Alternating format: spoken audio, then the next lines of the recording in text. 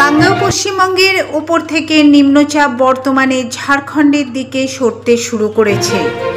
আবহাওয়া দপ্তর থেকে আরও জানানো হয়েছে চলতি সপ্তাহে বৃষ্টির থামার আশঙ্কা কোনো নেই, তবে এর প্রভাবে আরও 16 ঘন্টা বাংলা এবং উড়িষ্যা উপকূলের সমুদ্র উত্তাল থাকবে।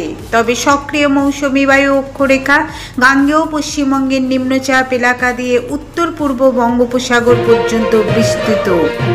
হালকা থেকে মাঝারি বৃষ্টি হতে পারে উত্তরের জেলাগুলিতে। ভারী বৃষ্টির সম্ভাবনা জলপাইগুড়ি ও আলিপুরদুয়ারে। ভারী বৃষ্টির পূর্বাভাস জারি করা হয়েছে দার্জিলিং, জলপাইগুড়ি, কোচবিহার ও কালিম্পংয়ে। উত্তরবঙ্গের প্রায় সব জেলাতেই বৃষ্টির পূর্বাভাস রয়েছে, তবে ভারী বৃষ্টিও হতে পারে। উত্তরবঙ্গের সব জেলাতে বজ্রবিদ্যুৎ সহ বৃষ্টির পূর্বাভাস জারি করা হয়েছে।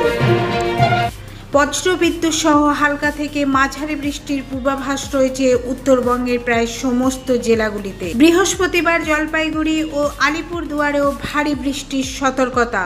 শুক্রবার ও শনিবারে ভারী বৃষ্টির সেরকম কোনো সম্ভাবনা নেই, তবে বজ্রবিদ্যুৎ সহ হালকা থেকে মাঝারি বৃষ্টির পূর্বাভাস রয়েছে। বিক্ষিপ্তভাবে বজ্রবিদ্যুৎ সহ হালকা থেকে মাঝারি বৃষ্টি বিভিন্ন জেলায়, তবে দু এক জায়গায় ভারী থেকে অতি ভারী বৃষ্টির পূর্বাভাস রয়েছে।